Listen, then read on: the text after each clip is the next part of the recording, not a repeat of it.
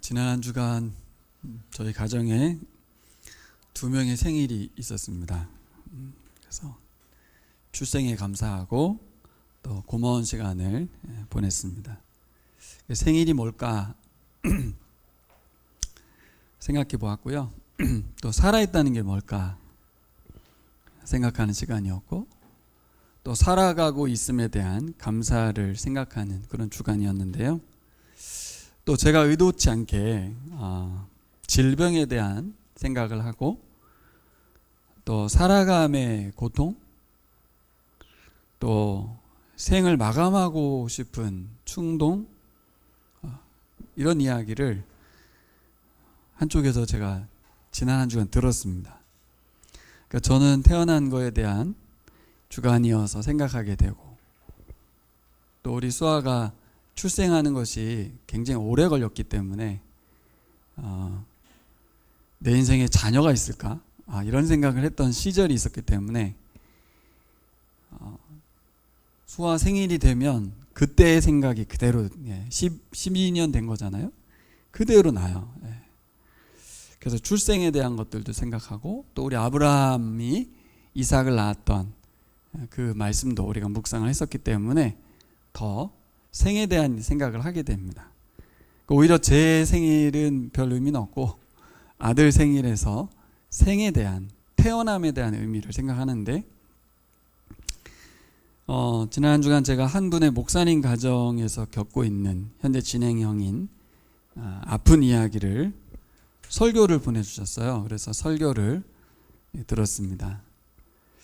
또 하나는 어제 이제 설교 준비하고 있는데, 또 한 분의 집사님 전화가 와서 아픈 이야기를 해주셨습니다. 어느 정도 아프냐면 생을 마감하고 싶을 정도로 아프다고 그런 말씀을 하니까, 삶이라는 게 정말 어렵구나, 힘들구나, 살아있다는 걸 마냥 감사하다고 고백하는 것이 어렵구나. 그래서 이 힘드신 분들에 대한 안타까움, 그리고 그 기도 요청에 대한 절박함, 그런 거를 만나는 시간이었습니다. 뜻하지 않은 질병의 고통 가운데서 처하게 된 거죠. 근데 그 시간이 오래 가고 있고, 더 나아지기보다는 더 안 좋아지고 있는, 그래서 막막함을 넘어서 생에 대한 고통이 계속되고 있는 상황. 전에 듣기만 해도 안타까움을 넘어서 그 아픔과 그 힘든 것을 상상만 해도 너무너무 힘들어지는 그런 이야기들이었습니다. 그러면 자연스럽게 우리가 생각하는 게, 나 같으면 어떻게 이 상황을 대처할 것이고 반응할 것인가. 당장 우리 새로운 교회 이집사님 이야기만 해도 그렇고요. 소식 주신 두 분께 제가 감사하다고 말씀을 드렸고요. 연락을 안 주시면 잊혀지고 생각하지 않게 되는데, 그리고 잘 지내고 계시겠지 하게 되는데, 그 힘든 이야기들을 나눠주셔서 감사하다고, 참 별게 다 감사하죠. 그래서 연약함 속에서 고통받고 있는 분들이 참 많은데, 저를 좀 깨우는 그런 소식들이었습니다. 그래서 하나님께서 저에게 지속해서 그분들과 함께 마음을 같이 하고 기도할 것을 요청하시는구나, 그런 생각이 들었고요. 그러고 보니까 이제 이분 저분 또 생각이 나는 거예요. 또 한동안 마음이 공감되고 느껴져서 힘들었던 우리 이현 집사님 생각이 갑자기 났는데, 또 우리 사모님이 카톡을 또 저에게 주셔서 우리 교우들과도 나눴습니다. 2주간의 집에 돌아올 수 있는, 그것이 소망이 돼 있는, 낳는 것이 아니라 자녀를 보고 싶은데, 집에도 가보고 싶은데 그럴 수 없는 상황에서 그것이 기도 제목이 되어 있는. 또 아침에 우리 갑자기 양지 집사님이 또 우리 천안에 있는 우리 친구 은정자매 이야기를 또 하더라고요. 또 어떤 치료를 했는데 수치가 좀 낮아졌고 절망 가운데 있었는데 갑자기 또 소망이 생겼고, 그런 가운데 그래서 참 너무 많죠. 그러면 계속 그분들 생각만 하다 보면 우울해지잖아요. 그 또 잊어버리려고 해도 또 느껴지니까 기도하게 되고 생각하게 되는데, 설교를 준비하면서 오늘 말씀 읽고 묵상하는데 참 많은 생각에 빠지게 되었습니다. 사실 오늘 본문은 아주 유명한 말씀이라서 그 구절 하나만 우리가 계속 생각하게 되거든요. 9절이죠? 네, 9절. 20장 9절입니다. 이 9절. 이것이 얼마나 유명한 말씀입니까? 예레미야 아마 아주 대표적인 본문이고, 이것만 생각하게 되는데, 저는 맥락을 살펴보면 꼭 그런 말씀만도 아니다라는 것이죠. 예레미야가 막 그렇게 막 가슴에 사무치도록 하나님 말씀에 사로잡혀서 살아가고 있다, 막 그런 말씀이 아닌 거예요. 지금 사실 잘 보면 오늘 말씀할 내용이기도 하고요. 그러면 신앙의 길을 걷고 있는데 회의감이 몰려오는 상황, 그런 때가 옵니다. 있고요. 여러 가지 이유가 있겠죠. 질병의 상황일 수도 있고, 오늘 우리 예레미야처럼 의의 고난을 받는 상황일 수도 있고요. 또 혹은 내가 잘못해서 받아도 너무 가혹하다 싶을 정도로 힘든 상황에 처할 때, 내가 회개할 거 다 했고 하나님께 열심히 충성하고 있는데도 회의감이 드는 거죠. 도대체 내가 이 무엇을 위해서 이 고난과 아픔을 견뎌내야 한다는 말인가? 이게 회의감인 거죠. 생을 마감하고 싶을 정도로 고통스러운 상황 속에서 과연 나는 살아야 될 이유가 뭔가? 생을 마감하는 쪽이 더 나은 것 같은 상황 속에서 살아야 될 이유를 찾아야 되는 거잖아요. 신앙적 회의감을 넘어서 죽고 싶은 상황이 펼쳐지고 있는 거죠. 여러분, 오늘 우리 신입사님 뒤에 읽었지만 자기 생일에 대한 저주가 나오거든요. 여기 지금. 내가 어머니 뱃속에서 무덤이었으면 어땠을까는 그런 처절한 고백을 하거든요. 그러니 9절 말씀과 연결해 보면 뭐지?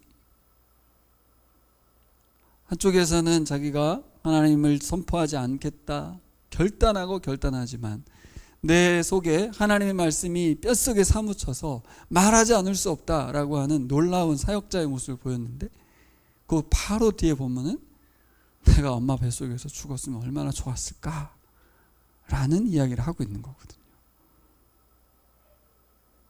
이게 바로 사역자고 크리스찬이고 우리인 것 같아요. 어떨 때 보면 우리는 진짜 뭐든지 할 수 있을 것 같은 당당함과 기계가 있을 것 같기도 한데, 어떨 때는 저 사람이 사역자가 맞나? 저 사람이 저렇게까지 무너질 수가 있을까? 한없이 추락해가는, 마음이 완전 무너져 내리는 그런 상황을 우리가 볼 수도 있습니다. 예레미야의 모습이죠. 우리의 모습이고 여러 사람들의 모습입니다. 제가 지난번 설교 때 사역자의 길이 고난이다, 비난이다, 아픔이다 이런 말씀을 드렸었잖아요. 오늘은 이 말씀이 더 강력해요. 그래서 제가 이 설교를 하는 것이 맞나? 소망의 말을 듣고 싶고 희망의 말을 듣고 싶고 더 격려의 말을 듣고 싶을 텐데, 좋은 말에도 이게 듣는 설교가 어려운데 이렇게까지 계속 힘든 얘기만 하는 설교를 해야 되나? 계속 전해야 되는가 하는 생각이 들 정도로 오늘 본문이 어렵습니다. 근데 이제 앞서 말씀드린 대로, 제가 앞에 말씀드린 대로 한 주간 이 말씀이 전화 오신 분들이나 또 설교에서 말씀하신 그 목사님 가정의 이야기나, 그저 예레미야 시대의 특수한 상황이 아니구나, 이 말씀의 상황들이 우리의 일상이고 현실이구나 라는 것이 새삼 생각이 났어요. 이거는 피해갈 본문이 아니다. 그리스도인이라고 해서 피해갈 수 없는, 우리 모두 질병을 겪을 수 있거든요. 그렇죠? 가끔 저도 생각합니다. 저에게 그 흔한 암이라는 질병이 찾아오면 어떻게 될까? 우리 가족 중에 그런 상황이 생기면 어떻게 될까? 사고가 나면 어떻게 될까? 여러분도 가끔 생각하시죠? 그럼 나는 과연 어떠한 모습으로 하나님 앞에 설까? 어떠한 모습으로 일상을 살아갈까? 나는 과연 준비되어 있는가? 나에게 힘이 있을까? 여러분, 사역자의 삶을 살아가기에 감당해야 될 곤란과 어려움들이 엄청나죠? 사역자로 살아간다는 게 그 자체로도 쉽진 않습니다. 많은 걸 포기했기 때문에. 부귀의 영화도 다 내려놓았고 뭘 바라는 것도 아니고 충성을 다하는데 문제는 질병의 고통이 온다거나 관계의 아픔이 온다거나 사건과 사고가 계속되면 회의감이 안 올 수가 없어요. 우리가 사람이라 연약하기 때문에 이제 하나님 왜 이러십니까? 이런 말도 나오는 거죠. 그래서 여러분, 어떤 형편이든지 우리들은 어떤 말이 나오냐면 이제 그만하고 싶다. 더 이상은 감당할 수가 없겠다. 오늘 예레미야처럼 내가 엄마 뱃속에서 생이 마감되었으면 좋았겠네.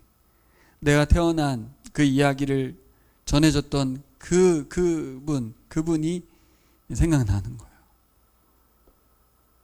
그런 일이 없었으면 어땠을까? 여러분, 이것을 뭐라고 하냐면 유혹이라고 합니다. 유혹이 오는 거예요. 그만해라. 그만둬라. 누가 유혹합니까? 내 속에서 이제 나오는 거죠. 내 속에서 일단 제일 먼저 들려오죠. 그만해. 또 사람들도 말을 하죠. 주위에서. 그만해라. 그 하나님 열심히 믿었더니 뭐 좀 나아진 게 있냐? 인생 너무 불쌍하다. 그만해라. 오늘 말씀에 예레미야가 당한 두 가지 유혹이 나옵니다. 유혹을 이겨낼 수 있는 유혹이 있습니다. 우리들에게도 의미 있게 다가오는 시간 되기를 소망합니다. 오늘 7절과 8절 말씀을 보면 첫 번째 유혹은 어떤 것이냐면 세 번역은 이렇게 돼 있죠. 7절, 주님께서 나를 속이셨으므로 내가 주님께 속았습니다 라고요. 네. 이게 밑에 보시면 디귿과 리을 돼 있죠. 또는 설득하셨으므로 또는 유혹하셨으므로입니다. 그리고 또는 설득당했습니다. 또는 유혹당했습니다 라는 것이죠. 원래 히브리어 원어가 유혹하다, 꾀다 그런 뜻입니다. 이어지는 말씀을 봐도 주께서 나보다 강하사 이기셨으므로, 주님께서는 나보다 더 강하셔서 나를 이기셨으므로, 여호와의 강함에 내가 압도되어서 하나님이 예레미야를 유혹하셔서 자신은 어쩔 수 없이 설득당해서 예언자의 삶을 살고 있다는 것이죠. 여러분, 이런 생각 할 수 있죠? 더구나 뭐 예레미야는 본문에도 나오지만 태어나기 전부터 하나님이 보냈다고 하시니까 뭐 사실인 것 같습니다. 팩트. 근데 우리도 살다 보면 내가 왜 하나님께 유혹을 당했을까? 하나님 나를 왜 유혹하셨을까? 왜 나를 설득하셔서 이 자리에 여기까지, 이런 생각이 이제 드는 거죠. 예레미야가 이런 말을 했나요? 했다는 거죠. 여러분,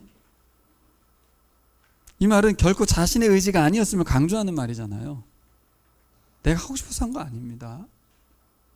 그러니까 그렇다면 말입니다. 그렇죠? 그렇다면 하나님이 그렇게 꼬셨고 유혹하셨고, 그러면 그래서 예레미야가 넘어갔다면 그 결과가 좋아야 되는 거 아닌가? 하나님 책임져 줘야 되는 거 아닌가? 이 얘기죠. 결국 예레미야도 그 말 하는 거예요. 유혹하셔서 제가 유혹당했습니다. 이 얘기 왜 하고 있는 거예요? 지금 너무 힘들고 어려우니까. 현실이 뭐냐는 거죠. 뒤에 나오죠? 7절. 내가 조롱거리가 되니 사람마다 종일토록 나를 조롱하나이다. 8절. 내가 종일토록 치욕과 모욕거리가 됩니다. 하루도 아니고 이틀도 아니고 한 달도 아니고 매일매일 하루도 빠짐없이 사람들이 계속 조롱하고 모욕하는 것입니다. 근데 예레미야가 왜 조롱거리가 되었는지 뒤에 나오죠. 그가 외치는 말이 단순하지가 않았기 때문이에요. 히브리어 단어가 이 자크란 단어인데, 여러분 이건 좀 기억하면 좋은 단어입니다. 자크란 단어인데, 이 단어는 뭐냐면 애굽에서 고통받던 백성들이 하나님께 살려달라고 호소했던 단어가, 부르짖는다는 단어가 자크예요. 이게 뭐냐면 죽음을 목전에 두고서 도움을 요청하는 울부짖음이라는 거거든요. 놀랍게도 예레미야가 선포하고 외쳤다라고 하는 이 단어에 이 사용된 단어가 자크예요. 파멸과 멸망의 소식을 어떻게 했어요? 자크하듯이 했다는 거예요. 살려주세요 하듯이 심판을 외쳤다는 거예요.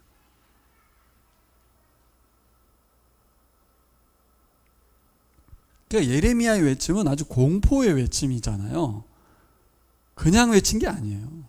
살려달라고 외치는 것과 같은 단어로서 심판을 외쳤다고 한 거니까 듣는 사람들이 얼마나 공포스럽게 외쳤다는 거예요. 그러니까 이 외침을 듣지 않으면 죽는다라는 거잖아요. 살려주세요 라고 한 거니까. 그런데 현실은 어떻습니까? 거짓 선지자들이 뭐라고 주장했어요? 예레미야는 거짓말이고 우리가 하는 말이 진실이다 그랬거든요. 근데 실제로 어떤 일이 벌어졌어요? 평범한 일상이 계속되고 있는 거예요. 아무 일도 안 일어나는 거예요. 난리 굿을 쳤다고 말하잖아요. 지 뭐를 한 거예요. 예레미야가 지금 평범한 일상 가운데 나타나가지고 헛소리하고 있는 거죠. 그것도 어느 정도 막 죽을 때 살려달라고 하는 것처럼 외쳤다는 건데, 듣는 사람들이 얼마나 예레미야가 쇼하는 걸로 보였겠냐고요. 웬 쇼를 하고 있냐 이렇게. 그러니까 거꾸로 그들이 얼마나 예레미야를 모욕했겠냐고요. 얼마나 조롱하고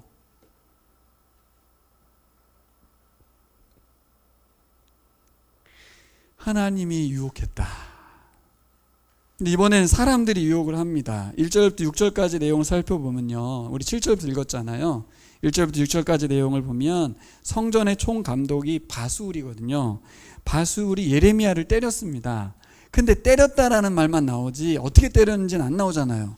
근데 여러분 어떻게 때렸겠어요? 폭행한 거죠, 폭행.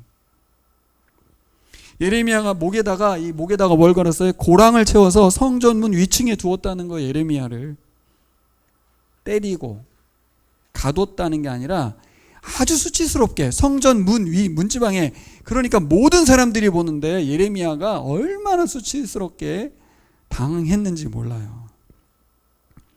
근데 예레미야는 그때도 눈치껏 좀 해야 되는데 뭐라고 했냐면, 하나님 말하라는 대로 바수울의 이름을 마골 밋사빕이라고 이름을 바꿔줍니다. 바수울 너 마골 밋사빕이야 뭐 이렇게 말한 거예요. 무슨 뜻입니까? 사방의 두려움, 사방에서 오는 공포라는 뜻입니다. 마골 밋사빕. 4절 보시면 온 유다를 바벨론 왕의 손에 넘겨서 그들을 사로잡아 바벨론으로 옮겨서 칼로 죽이리라 라고 예레미야가 말하는 거예요. 이게 언제 말한 건지 아세요? 막 때리고 이렇게 목에 이게 자꾸 채워가지고 가둬놨다가 바수울이 풀어주거든요. 풀어줄 때 그 얘기를 하는 거예요. 자, 얼마나 예레미야가 눈치가 없습니까? 조용히 좀 있다가 나오지. 근데 거기서 뒤에 9절에서 말한 건 똑같아요. 내 속에서 말씀이 사무치니 하나님 말씀 말하지 않을 수가 없는 거예요. 그러니까 말을 하는 거예요. 너희들 다 죽었어. 너희들 바벨론이 와서 너희들 다 죽일 거야. 왕부터 해서 백성들 다 죽을 거야. 막라고 말을 하는 거예요. 그러면서 마지막에 6절에는 뭐냐면 바수울의 너네 가문이 다 멸망할 거야 까지 말을 했어요. 그 듣는 사람들이 어떤 마음으로 예레미야를 대하겠습니까? 문제는 뭐야? 아무 일도 안 일어난다는 거죠. 현실에서는. 뭐와 비슷합니까? 복음은 구원 메시지만 있는 게 아니라 심판 메시지가 함께 있거든요. 예수 그리스도의 십자가의 심판과 십자가로 인한 우리의 구원이 같이 있는 것입니다.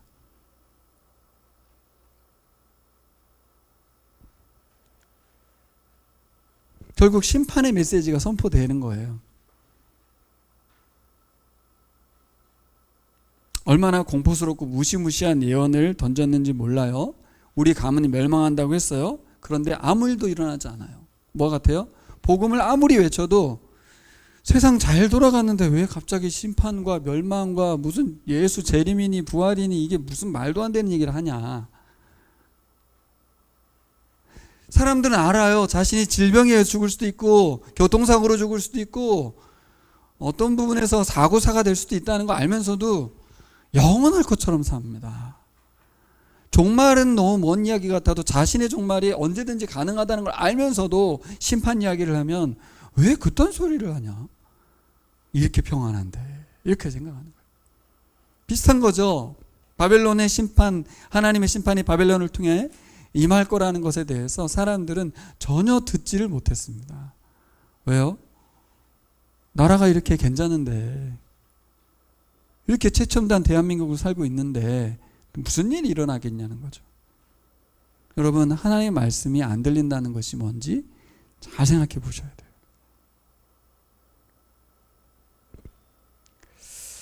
그런데 아무 일도 안 일어나니까 결국 그 이름 있죠. 마골 미사빕, 이 이름이 어떻게 돌아갑니까? 예레미야에게 조롱으로 되돌려져요. 세번역에는 표현이 잘 안 나오지만 10절을 개역 개정성경으로 읽으면 이렇게 되어 있습니다. 나는 무리의 비방과 사방이 두려워함을 들었나이다 라고 표현했는데요. 이게 마골 미사빕이라는 히브리어 원어가 그대로 되돌려주는 거예요. 예레미야 이 자식아, 네가 마골 미사빕이다 이렇게 말하는. 아이고 사방이 두려움이네, 사방이 두려움이네 이렇게 말하면서 놀리는 거예요 지금. 야, 네가 두려움이다, 야 사방이. 응? 그렇죠. 현실이 그래요. 지금 모든 사람들이 예레미야 죽여버리고 싶어 하거든요. 예레미야, 네가 멸망 아니냐 지금. 사방에서 모욕하고, 그렇죠? 조롱하고 있는 상황이었거든요. 그러니까 이 사람들도 정확하게 말한 거죠. 네가 마골 미사빕이야.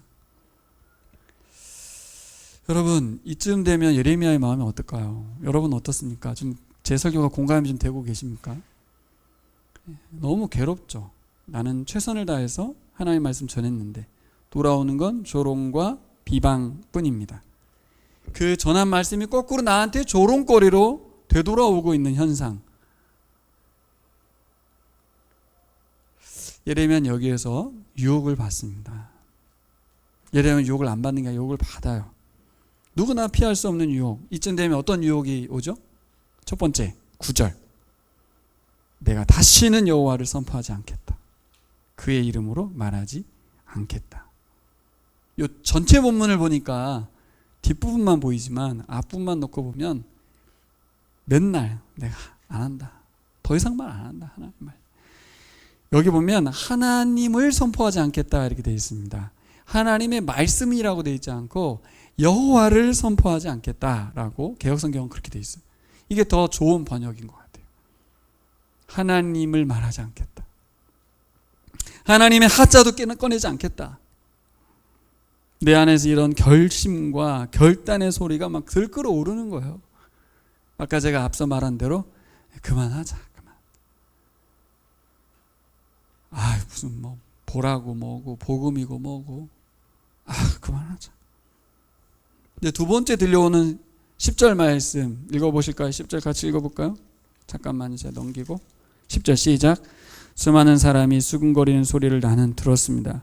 예레미야가 겁에 질려 있다. 너희는 그를 고발하여라. 우리도 그를 고발하겠다 합니다. 나와 친하던 사람들도 모두 내가 넘어지기만을 기다립니다. 혹시 그가 실수를 하기라도 하면 우리가 그를 덮치고 그에게 보복을 하자 합니다. 예, 이게 유혹이죠, 유혹. 이걸 예레미야가 듣는 거예요. 10절에서. 그렇죠? 어떤 유혹입니까 이거는? 혹시 실수하기라도 하면 우리가 그를 덮치고 그에게 보복하자. 어떤 유혹이 오나요?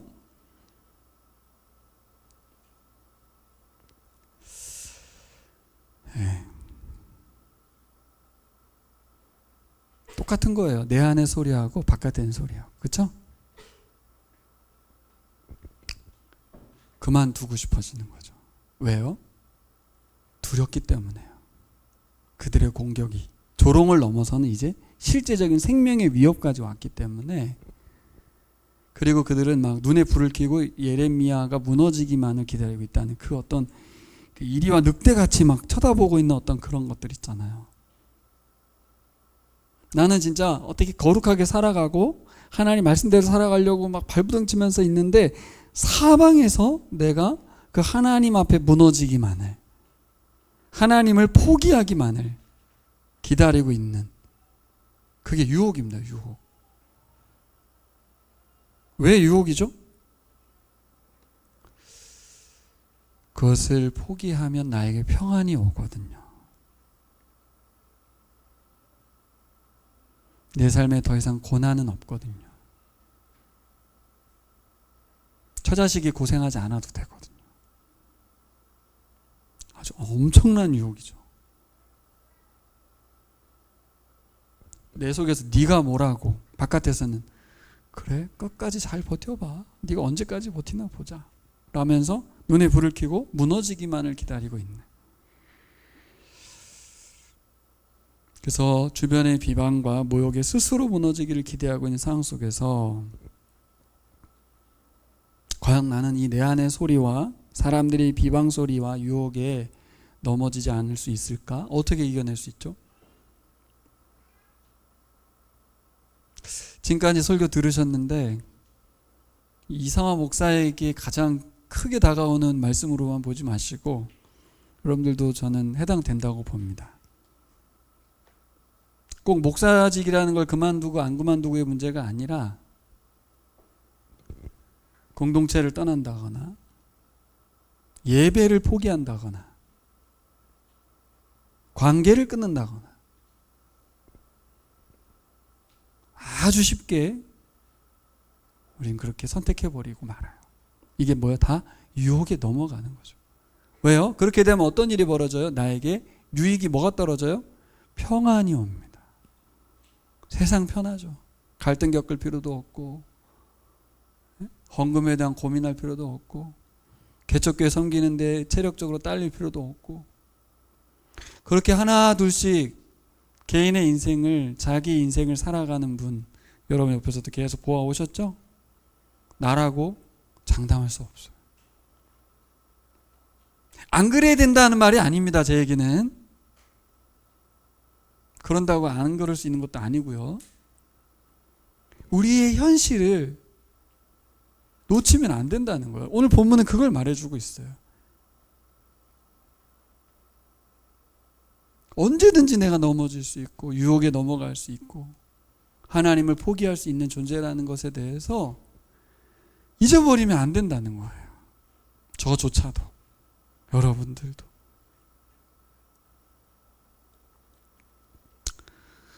유혹을 어떻게 이겨낼까요? 오늘 말씀 보면 예레미야가 어떤 유혹에 넘어가는지 나오는데 9절부터 나오죠?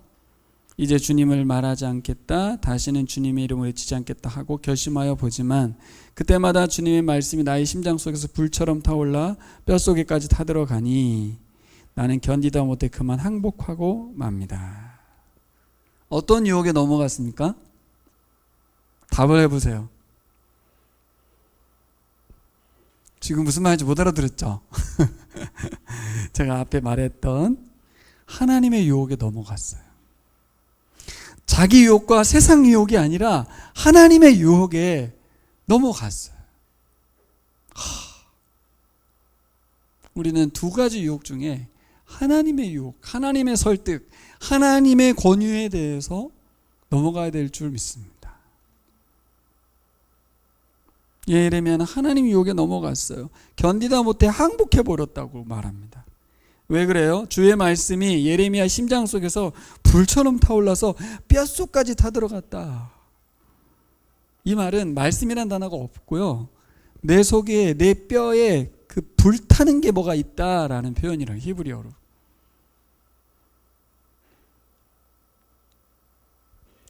이 말씀 무슨 뜻인가 좀 더 묵상해 봐야 돼요. 저도 그냥 그 문자 그대로만 생각해서 좀 안다고 생각했어요.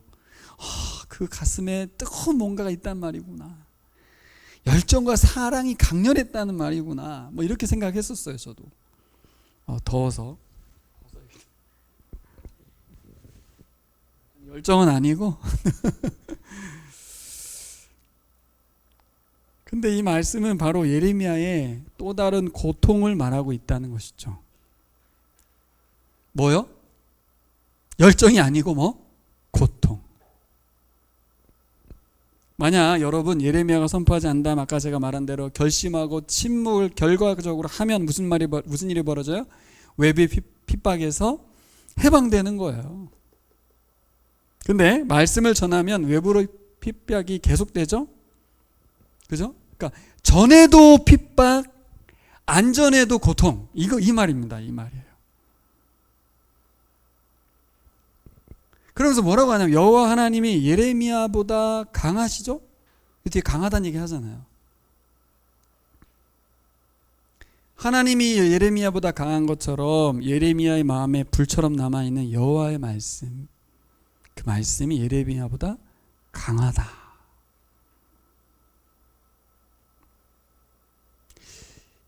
참 아이러니한 건데 예레미야의 모습 속에서 하나님 말씀이 얼마나 강력한지를 드러내주는 거예요.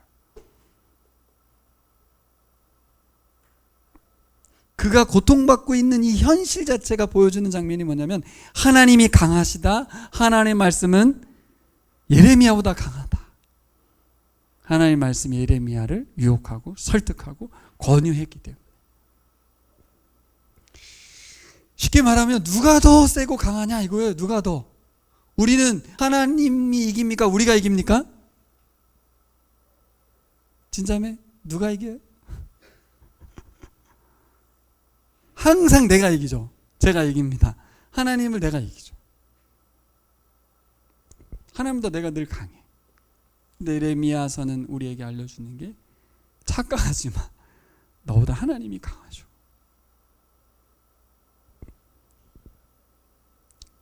유혹이라고 표현된 이 말씀, 강력한 하나님의 말씀이 예레미야를 압도했고 결국 그 말씀에 압도된 예레미야가 온몸으로 말씀을 증거하고 있는 것이죠. 자, 이제 잘 따라오셨는데 이제 얼마 안 남았습니다. 이스라엘 백성이 예언자를 아주 치욕스럽게 모욕거리로 만들었죠. 성문 위에다가 그렇죠? 목을 이렇게 해가지고 보란 듯이 수치스럽게 만들었고 이름도 바꿔버리고 조롱하고. 근데 이게 뭐 하는 짓입니까?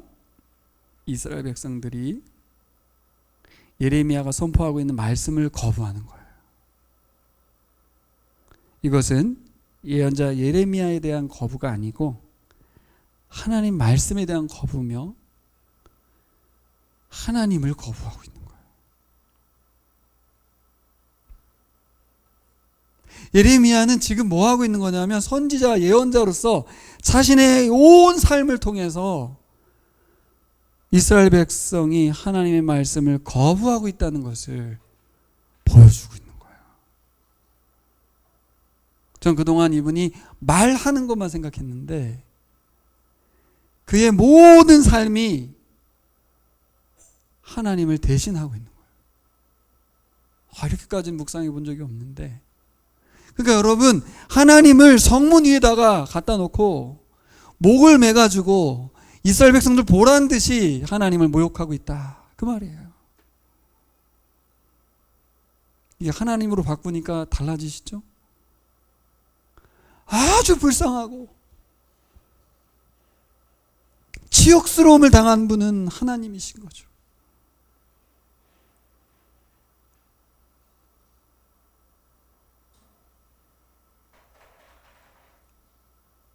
하나님이 어떤 분이신지 우리가 새롭게 알았으면 좋겠습니다. 하나님이 예레미야를 이긴 것 같지만 잘 보면 하나님이 이스라엘 백성들의 치욕을 모두 예레미야를 통해서 다 감내하고 계신, 하나님이 강하시다는 게 처음 들었을 때는 막 세다 이렇게 들으셨죠. 하나님은 철저히 당하시는 분으로서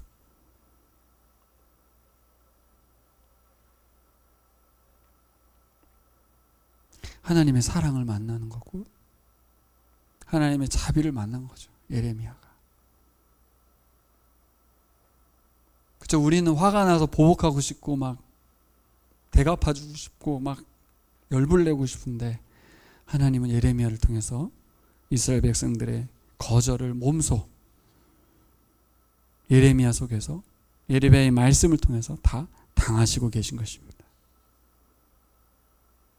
그러니까 예레미야와 하나님의 말씀과 하나님이 다 하나로 움직이고 있었다는 거죠. 결국 예레미야는 무엇으로 이 세상 유혹, 자기 안의 유혹을 이겨냈나요? 네, 이 하나님의 말씀을 통해서 이겨냈어요. 잘 보면 내가 뭐에 삐지나, 내가 뭐에서 연약한가 보면 다 자기 욕망이에요, 욕망. 내게 뭐가 안 채워져서 기분 나쁜 거예요, 사실. 잘 보면 하나님을 위해 살고 있는 게 아닌 거지, 잘 보면. 정말 10년을 하나님께 열심히 드린 줄 알았는데 나중에 보면 왜 삐졌나 보면 자기 욕망이 안 채워져서.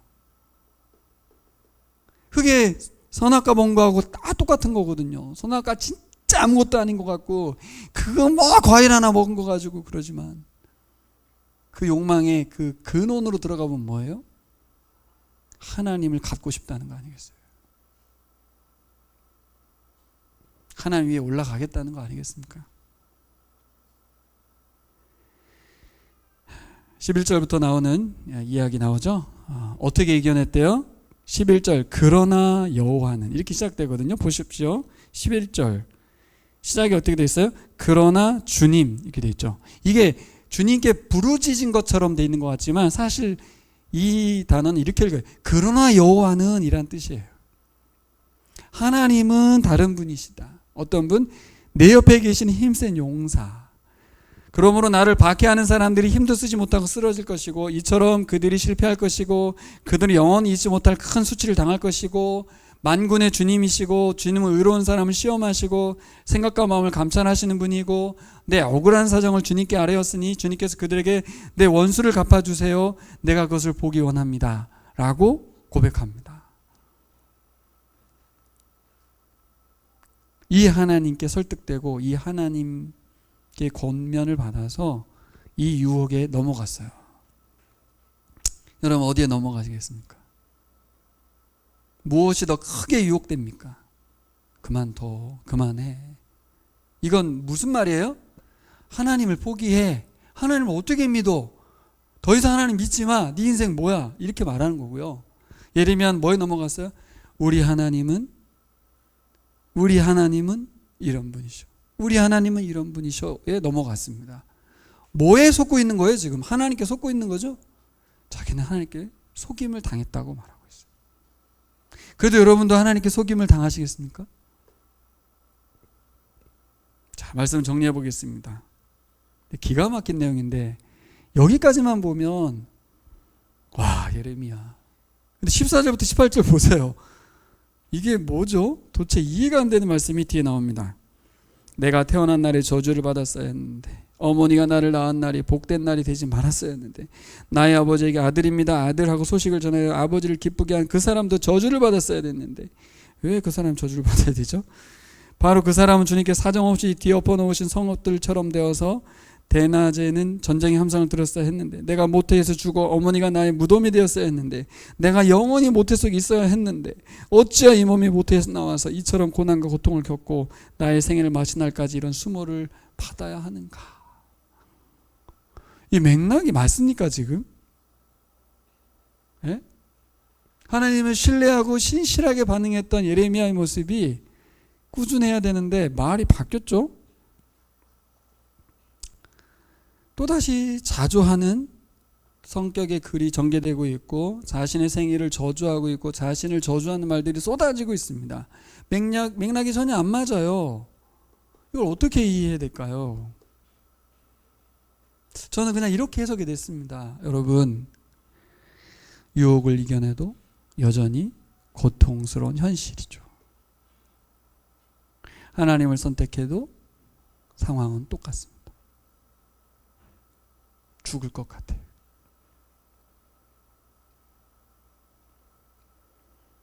아니, 더 가혹한 현실이 전개되어 갔다는 걸 알 수 있죠. 오늘 본문을 보면 가늠할 수 없는 깊은 절망이 또다시 예레미야에게 또 전개되고 있는 거예요. 우리에게 주는 메시지 아니겠습니까?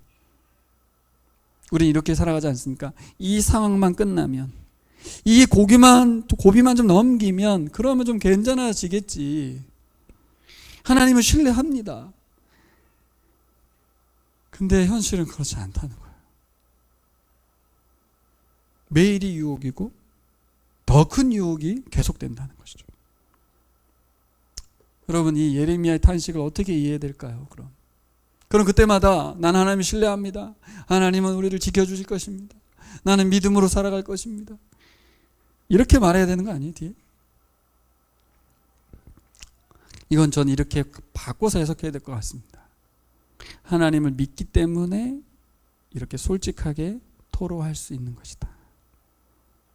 하나님의 유혹에 넘어갔기 때문에 그분과의 관계 속에서 그분을 신뢰하기 때문에 그분에게만 쏟아질 수 있는 말을 쏟아내는 거죠. 하나님마저 없었다면 나의 죽을 것 같은 심정을 어디다가 말을 할까 싶은 상황이 계속되고 있는 것입니다. 제게 전화 오셨던 집사님이 그렇게 말씀하셨어요. 목사님, 왜 저에게 이런 상황이 자꾸 그런 말이 나옵니다. 그리고 내가 뭘 잘못했지? 이런 생각도 하게 됩니다. 주위 사람들은 저를 크게 쓰시려고 한다고 격려도 하는데요.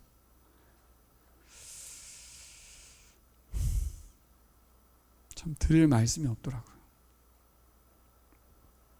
어느 정도 아프냐면 안면에 통증이 너무 심해서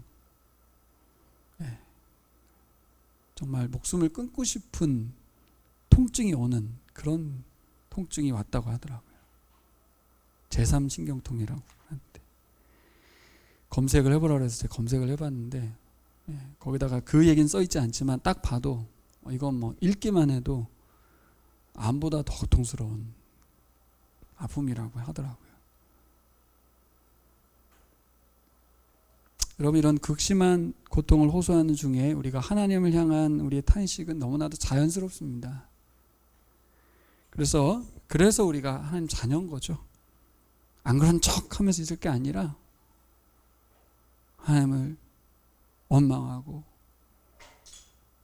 욕하고,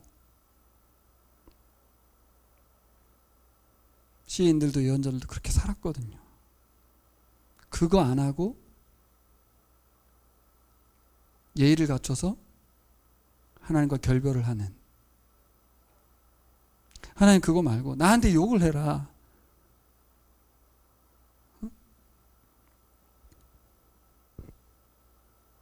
나한테 죽고 싶다고 말을 해라 라고 말하고 계신 거죠. 나를 떠나지 마. 근데 사람들은 조용히 인사드리고 하나님 관계를 끊죠. 여러분, 하나님 앞에 생일을 저주할 만큼 고통을 호소했다는 거, 그렇습니다. 이해되지 않고 왜 나에게만 이 더해지는 고통을 바르게 해석할 수 있겠습니까? 이거 뭐 되겠습니까? 해석이 안 되는 거죠. 내 인생에 왜 이렇게 계속해서 고통이 가중될 수밖에 없는가?